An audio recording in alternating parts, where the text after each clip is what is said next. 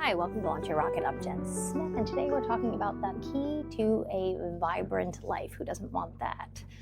And it's found in unleashing our dreams, our God-sized dreams. You know, the world is searching, but they're just missing the answer. Look around, everyone's chasing something, success, money, temporary highs, and they're all trying to get unstuck, find joy, purpose, and meaning. But here's the part most people refuse to see. The answer has been sitting there in plain sight for thousands of years. And it's found in our dreams. And I'm going to show you that it's not just any dream. It's the ones that God placed inside of you. See, there's a battle. There's the world's way and God's way. And one keeps you stuck and one launches you.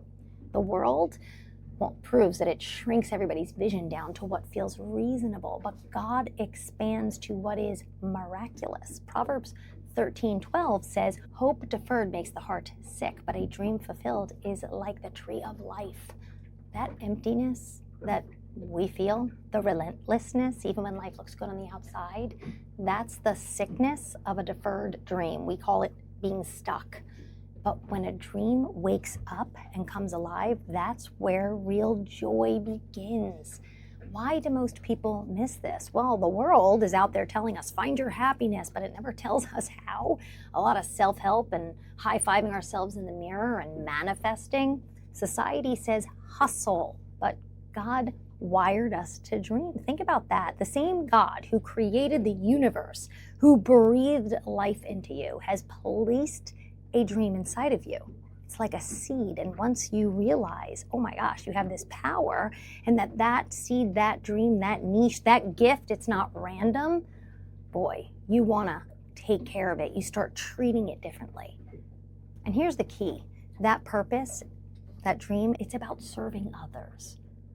A God-sized dream is never about you. It's not about a bigger house, a fancier title, or more followers. Those things, well, those are the cherry on top.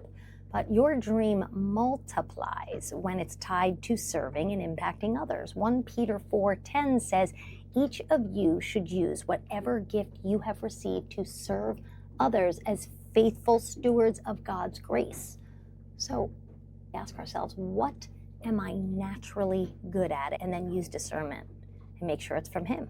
What do people come to me for? What comes so easy to me that I don't even think it's a gift?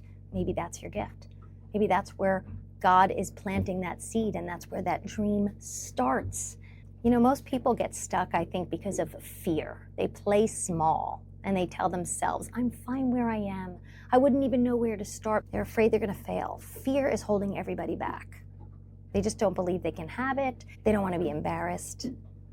They don't want to take chances. They care so much about what the world sees and perceives. So people are living without their dreams, and it's making them sick. The world, self-help, calls it being stuck. I hear that all the time. Well, the world is going to keep you stuck, and God's going to make you unstoppable. Their X misses the spot, and God's way marks the spot. You have to find your dream and serve it with passion. People are half awake, half alive. They're filling this void that they can't put their finger on. They're filling it with distractions. So they're like a hamster on a wheel. Everybody's so busy and unfulfilled. But they're so busy so they don't have to pay attention to how they actually feel. Why does all of this happen? Well, somewhere along the way, somebody buried your God-given vision. It's usually somebody maybe who loved you. Maybe they just want to protect you. They didn't want to see you get hurt and fail. But they've taught you not to dream. And all along, they tried to protect you, but all along, they really stole your ability to soar, to wake up alive with a fire in your soul every single day. God gave you a dream, and He expects you to use it. To not is like doing a disservice to Him. So here's your invitation to step into a bigger vision.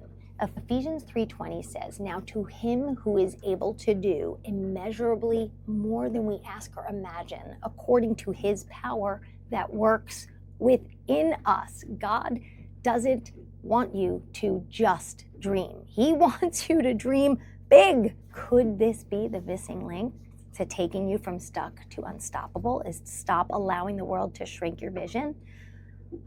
I know it is. So what are your next steps? Well, let's find your gift, your niche, your dream, right? What has God placed inside of you that adds value to others? That's the first thing. Find it. Number 2, ask him for the vision. Have you asked? I mean, what would your life look like if you stopped limiting it to what feels realistic and asked him, what are these God-sized dreams? And then number 3, use it to serve people. Just get out there and use what you have with where you are right now to bless someone else. And when you do this, your dreams will wake up, your life will expand, joy will come rushing in. You'll stop chasing and start attracting. And all of a sudden, the things that you thought you were after, the shiny things, well, they come because you've attracted them. They're like the cherry on top. I think what makes me so passionate about this is I don't look at it as just you and your dream. I think a fulfilled dream is not just for you, it's for the world. And I think of how many people you could be impacting right now with your gifts. So are you ready to wake up your dream, to stop playing small, to start living? And I mean really living, like waking up excited every day to get out of bed. Let's do this.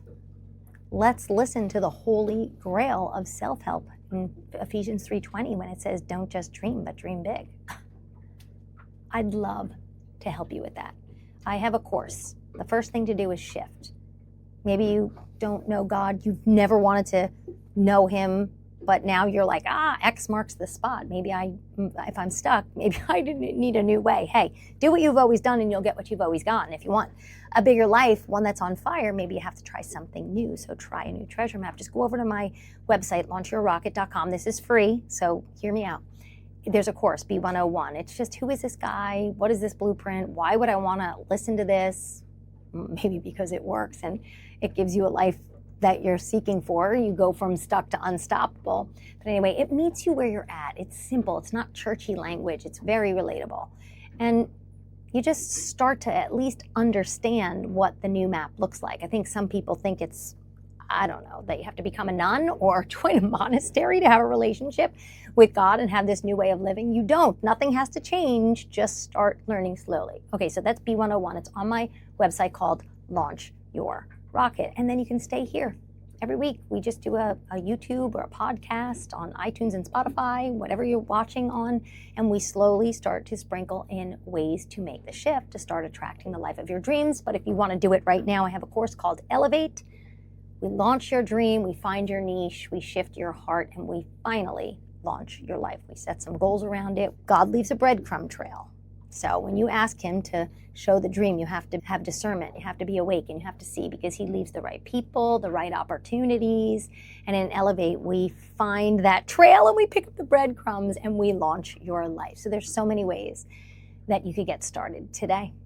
All right, that's it. Start dreaming. But if nothing else, if you wake up tomorrow morning and you're feeling meh and average and you're thinking it's a good day because I'm not sad or I'm not stuck today, and you think that's normal, it's not. I want you to remember every time you wake up like that, that you were created to wake up with joy and a fire in your soul and excited for every day. An overwhelming feeling of gratitude every day for this amazing day. Yeah, I know, it sounds corny, right? Yeah, because we drink the Kool-Aid from the world, but that's the way God wants you to live, and that's what I want for everybody.